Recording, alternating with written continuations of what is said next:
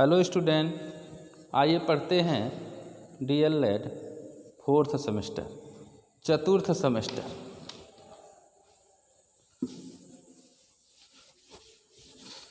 BTC या DLED चतुर्थ semester. इस चतुर्थ सेमेस्टर के अंतर्गत हम लोग कल पढ़े थे हिंसा के बारे में। जो शांति शिक्षा एवं सतत विकास की पुस्तक हम लोग पढ़ रहे हैं, उस पुस्तक में हम लोग हिंसा के बारे में पढ़ेंगे और आज हम पढ़ेंगे उसका अगला टॉपिक हिंसा रोकने के उपाय। हिंसा रोकने के उपाय।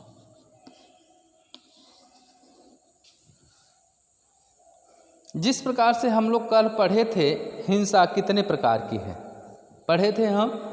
एक होती है वाणी हिंसा या मौखिक हिंसा, दूसरी होती है क्या शारीरिक हिंसा, तीसरी वैज्ञानिक हिंसा, चौथी ढांचागत हिंसा और पांचवी संस्कृति की अश्लीलता।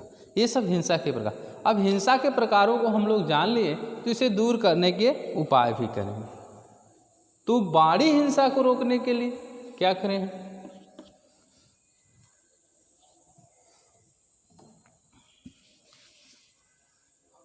अभिव्यक्ति की कुशल क्षमता का विकास। पहले लिख लेते हैं।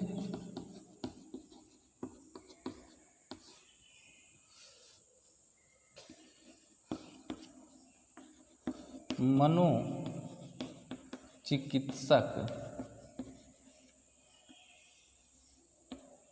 से इलाज।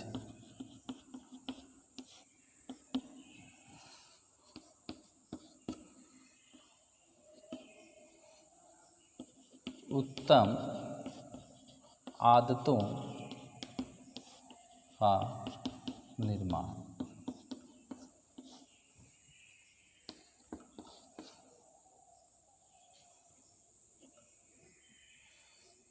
कठोर कानून बनाना।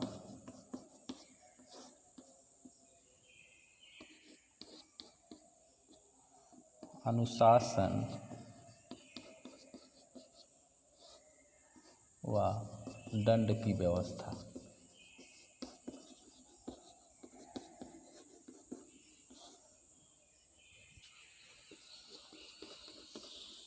शिक्षा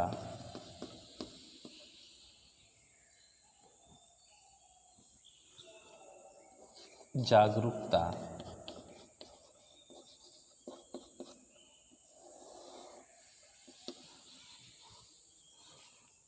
रोजगार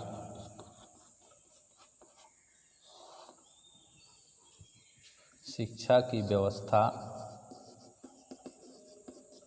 जागरूकता और रोजगार की व्यवस्था।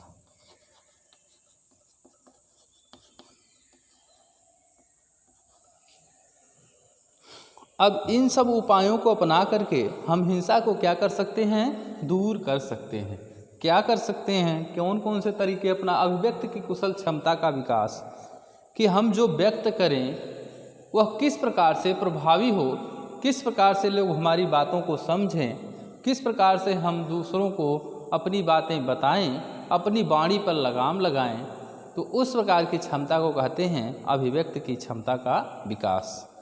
तो हम जो बोल रहे हैं वह सोच समझकर तोल करके अच्छे से दूसरों को व्यक्त करें, जिससे क्या होगा हमारे अंदर जो दुर्बुद्धि की भावना है हम उसे ले लें कि हमें जैसे बुरा लगता है, कोई हमें बोलता है उसी प्रकार से हम किसी को बोलते हैं तो उसे भी बुरा लगता होगा। इस प्रकार की क्षमता का विकास करें तो हम क्या करें हैं?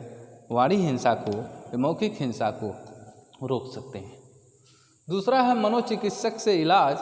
जैसे कभी कभी ये होता है मनोवैज्ञानिक जो हिंसा होती है, जो मानसिक हिंसा होती है, उससे डिप्रेशन आ जाता है और मनुष्य उस डिप्रेशन का शिकार हो जाता है और विभिन्न समस्याओं से घिर जाता है। तो उन समस्याओं को लेकर के वो क्या करे, मनुष्य मनोचिकित्सक के पास जाए या उसे मनोचिकित्सक के पास ले जाया जाए और उसका सही ढंग से इलाज किया जाए, ताकि उसकी मानसिक या मनोवैज्ञानिक जो हिंसा है वह दूर हो सके। दूसरा है बच्चों में अच्छी आदतों का निर्माण किया जाए। अच्छी आदतें का निर्माण ईमानदारी से रहना, सत्य बोलना, दूसरों को परेशान ना करना, कलंकित ना करना, झूठ ना बोलना, ये सारी चीज़ें बताई जाएं जिससे हिंसा पर लगाम लगाई जा सके। तीसरा है कठोर कानून बनाना। हमारे संविधान में हिंसा से संबंधित कानून तो बने हुए हैं, लेकिन कानून क्या हैं, लचर हैं। इसके स्थान पर हम एक कठोर कानून बनाएं ताकि कोई हिंसा करने वाला यह सोचे कि हमारे लिए कानून बना हुआ है और हम हिंसा को करेंगे नहीं, अन्यथा इसके भागीदारी होंगे, इससे सजा भुगतेंगे और दंड पाएंगे। छठा है अनुशासन एवं दंड की व्यवस्था। विद्यालयीय स्तर पर या घर के स्तर पर भी हम अनुशासन और नियम और दंड के विधान की व्यवस्था करें, तो जिससे क्या होगा, उस नियमों के प्रति सब लोग बंधे रहेंगे और हिंसा का जो है, हिंसा करने का जो विचार है वह मस्तिष्क में नहीं आएगा, ताकि वो पीछे दंड लगा हुआ है, ताकि हिंसा करने पर जो दंड दिया जाता है वो दंड दिया जाए सबको समान रूप से, तो निश्चित रूप से हिंसा की आदतों से छुटकारा पाया जा सकता है। सातवां है शिक्षा की उत्तम व्यवस्था। जब तक शिक्षा नहीं रहेगी तब तक निश्चित रूप से किसी भी हिंसा को या किसी भी समस्या को सॉल्व नहीं किया जा सकता है, समाप्त नहीं किया जा सकता है। तो हम क्या करें, शिक्षा दें, अच्छी व्यवस्था के साथ शिक्षा प्रदान करें, तभी जा कर के हम इस पर कंट्रोल कर सकते हैं। आठवां है जागरूकता लाएं, जागरूक करें सबको कि हिंसा करनी नहीं चाहिए, हिंसा महापाप है, हिंसा अधर्म है, हिंसा असत्य है, हिंसा का इस समाज में कोई स्थान नहीं है। इस प्रकार के नाटकों के द्वारा, कहानियों के द्वारा, खेलों के द्वारा हम क्या करें, जागरूक करें लोगों को। सातवां है रोजगार की व्यवस्था। जैसे चोरी करना, आपका झूठ बोलना, धोखा देना, तो ये एक तरह से क्या है, रोजगार के नहीं है, इसलिए लोग चोरी करते हैं। तो रोजगार होता तो चोरी करने की आवश्यकता नहीं पड़ती है। और कुछ लोगों को छोड़ करके, जिन्हें चोरी की लत लग जाती है, उन्हें छोड़ करके बाकी सब जितनी भी चोरियां होती हैं, जितनी हिंसाएं होती हैं, सारे के पीछे अर्थ छिपा रहता है। तो इस प्रकार से हम क्या करें, रोजगार की उचित व्यवस्था करें, ताकि जा कर के हमारे हिंसा में कमी आ सके। तो क्या हमारा अभिव्यक्ति मतलब बोलें तो सोच समझ कर बोलें। मनोचिकित्सक के पास जो हमारे मन में हिंसा की भावना व्याप्त हो गई है, उसे हम क्या करें, मनोचिकित्सक से दूर करें, अच्छी आदतें हम में डालें, सामाजिक भावनाएं, अच्छी आदतें डालें। इस संविधान में कठोर कानून इसके लिए बनना चाहिए। घर परिवार व समाज में इसके लिए एक नियम या उचित व्यवस्था होनी चाहिए। शिक्षा की अच्छी व्यवस्था हो, जागरूकता फैलाई जाए और रोजगार की उचित व्यवस्था हो, तब जाकर के हम हिंसा पर लगाम लगा सकते हैं।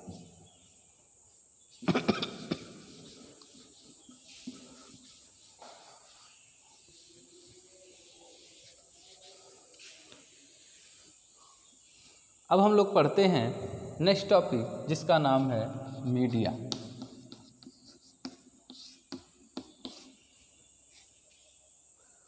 ये मीडिया ये है क्या आखिर, जिसे हम कहते हैं मीडिया में आया।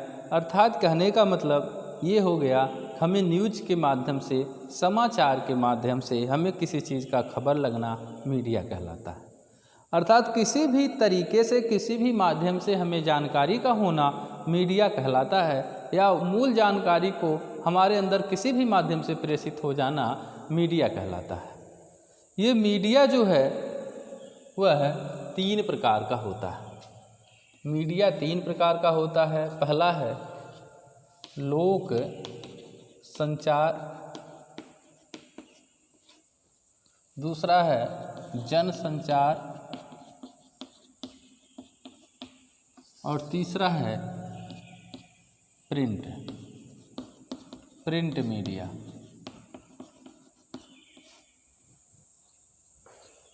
लोक संचार के अंतर्गत हमारा लोक नृत्य, लोक संगीत,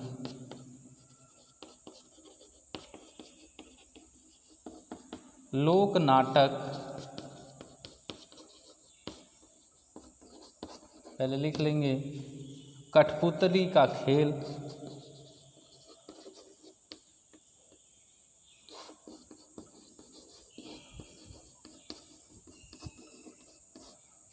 उसी प्रकार से इसको लिख लेंगे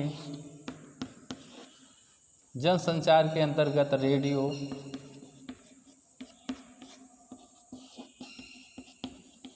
टेलीविज़न, पत्र, पत्रिकाएं। प्रिंट मीडिया के अंतर्गत पोस्टर,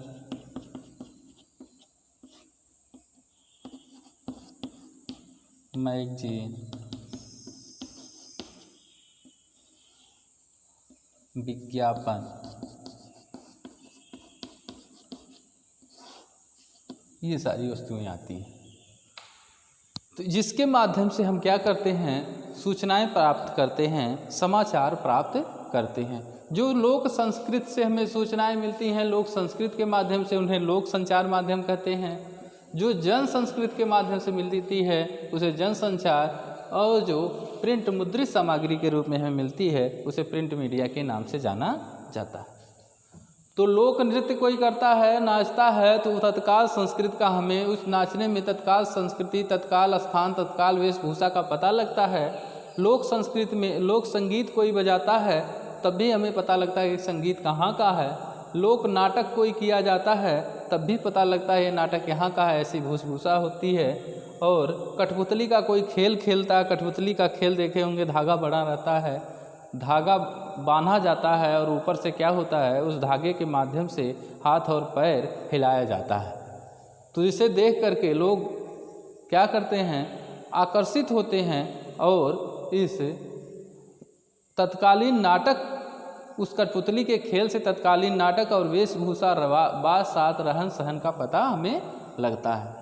उसी प्रकार जनसंचार माध्यम क्या है, एक साथ ये तो लोक संचार माध्यम एक विशेष क्षेत्र की तरफ होते हैं, जनसंचार एक बड़े क्षेत्र की तरफ होते हैं जिसमें रेडियो, टेलीविज़न, पत्र और पत्रिकाएं प्रमुख भूमिका निभाते हैं। प्रिंट मीडिया के अंतर्गत पोस्टर हैं, वैलेट हैं, मैगजीन है, विज्ञापन, जिसके माध्यम से विभिन्न प्रकार की खबरों को छापा जाता है और हमें प्रेषित किया जाता है। ओके, अगले दिन पढ़ेंगे अगला चैप्टर।